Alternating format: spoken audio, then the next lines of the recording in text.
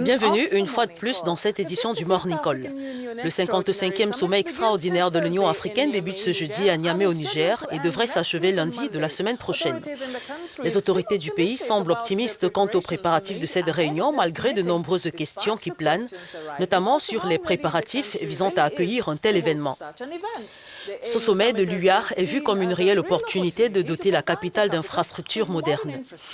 Et à cet effet, le gouvernement nigérien, avec le soutien d'autres investisseurs privés, a déboursé près de 200 milliards de francs CFA, soit environ 344 millions de dollars pour moderniser la ville et la rendre.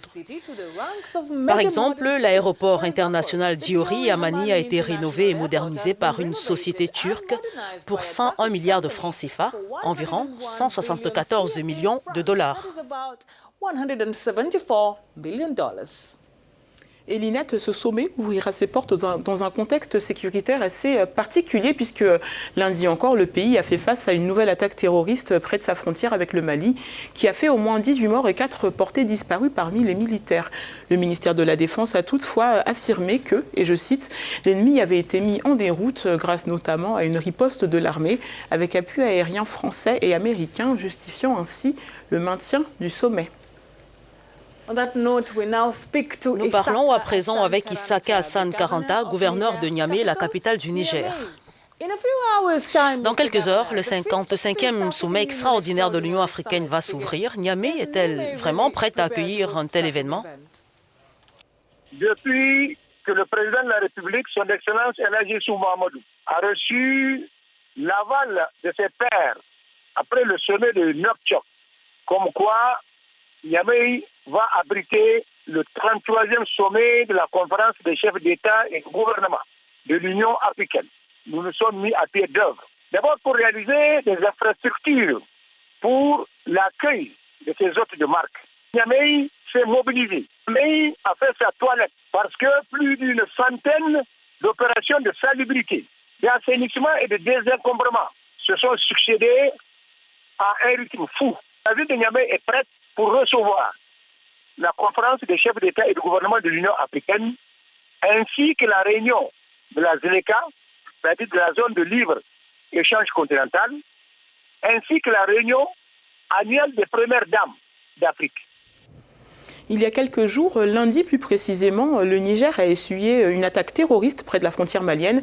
Cet incident ne vous a pas amené à revoir vos plans quant à la sécurité du sommet?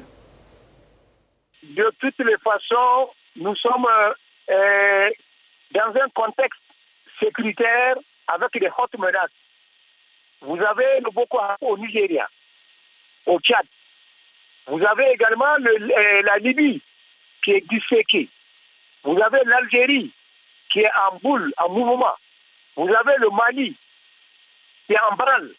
Vous avez le Burkina. Donc le Niger n'a pas attendu la conférence des chefs d'État et de gouvernement pour revoir sa copie en matière de sécurité. C'est bien vrai que les forces du mal nous ont asséné un coup avant-hier. Mais rassurez-vous que nous nous y attendons. Nous sommes sur nos positions.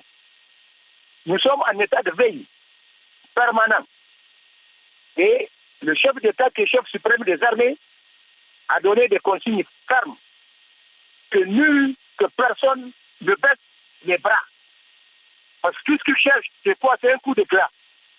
C'est pour décourager les gens pour que cette conférence n'ait pas lieu. Donc, rassurez-vous que la conférence de Niamey aura bel et bien lieu. La dernière question, Issaka, le pays a investi beaucoup d'argent dans les infrastructures pour accueillir ce sommet. Comment comptez-vous les rentabiliser par la suite? Le président de la République a voulu moderniser la ville de Niamey au même titre que les chefs-lieux des régions. Et la conférence des chefs d'État de l'UA ne fait que renforcer la modernité de Niamey. Donc, quant à la rentabilisation, la voie est ouverte pour le tourisme, la voie est ouverte pour le commerce et la voie est ouverte, n'est-ce pas, pour les échanges bilatéraux et multilatéraux, aussi bien de la sous-région, la région et pourquoi pas du monde tout entier. Donc, nous pouvons dire sans nous tromper, qu'au sortir de la conférence, tout cet arsenal que nous avons mis en place pourra servir et sera rentabilisé.